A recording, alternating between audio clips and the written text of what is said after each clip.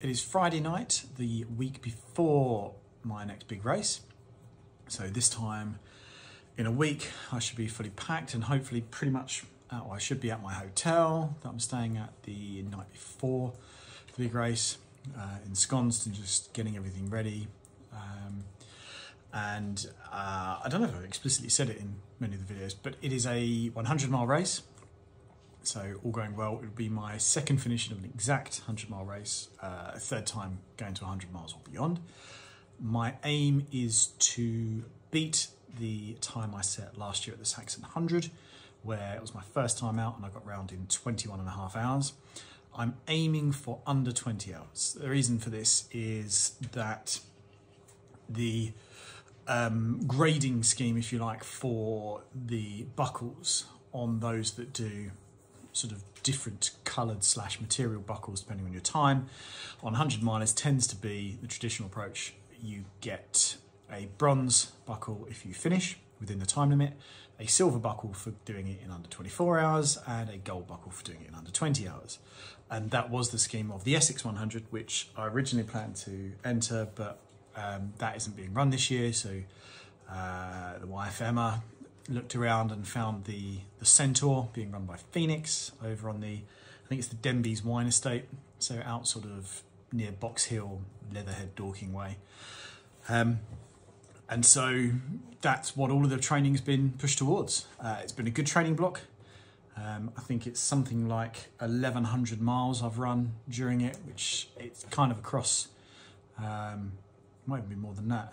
It's 1,100 miles this year, this calendar year, that I've run in training for this.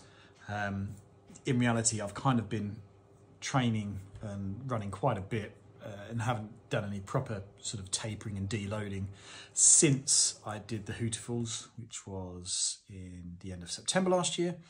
So it's been interesting on taper, where the legs have just gone quicker and quicker, which shows sort of how well the training has worked in sort of improving my running abilities, but it's all gone well. You know, I've been largely injury free. I have managed to do pretty much all of the big runs I wanted to do, so that's good. There's no particular charity angle to this one. This one's for me.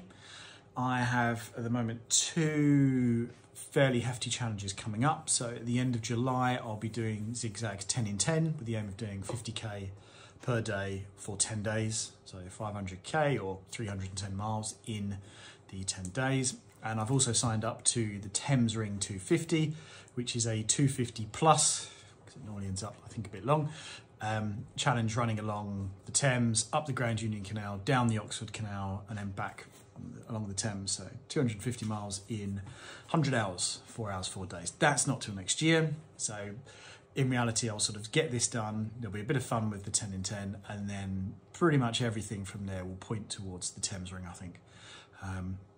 For this one, I'm feeling quite good. I've only got to take 1.5 hours off of my first 100. I took that quite easily in a number of places because I was quite scared of what might happen as you sort of plough into the depths of the night. Here, if everything goes to plan, it's an 8 AM start. I should be done by 4 AM the next morning. So if I have the same wobble that I did last time, where I just suddenly found I really needed to sleep, that's going to be only like an hour or maybe even less before I should be finishing. And hopefully at that point I can mentally push through, because I'll be well into the 90s. So I'll just be able to say, you know what, just got to do a little bit more. And then we've got late checkout because Emma's staying down there with me in the same hotel. So if all goes to plan, I can then rush back to the hotel at sort of 4 in the morning, quick shower, get into bed, have a nap, and then come back home. So that's the plan there. It's 100 laps of a 1 mile route around a vineyard. So that will be fun. I've done some boredom training, running up and down a 1.25 mile sort of out loop that's an out and back. So it's basically a 1 kilometre stretch that I've just run up and down. I think it was 39 out and backs when I did my 50 miler. That went well. The pace there was much quicker than I wanted. So I generally feel quite good, which is nice. All signs point positive at the moment. So let's hope that that can be a good race and a good day. My only fear at the moment really is the weather, because the weather's been a bit ropey for June, but it's still windy out there. But I think it's due to get just a little bit warmer, a little bit drier, and hopefully a little bit less windy by next Saturday. And if that's the case, then I'm going to be a very happy bunny, because that should allow me to get through, get round, and hopefully have a lot of fun while I'm doing it. That's the main aim. So probably the next video will be either one just before the starting, or it'll be some updates as to how the race goes. And yeah, should be fun.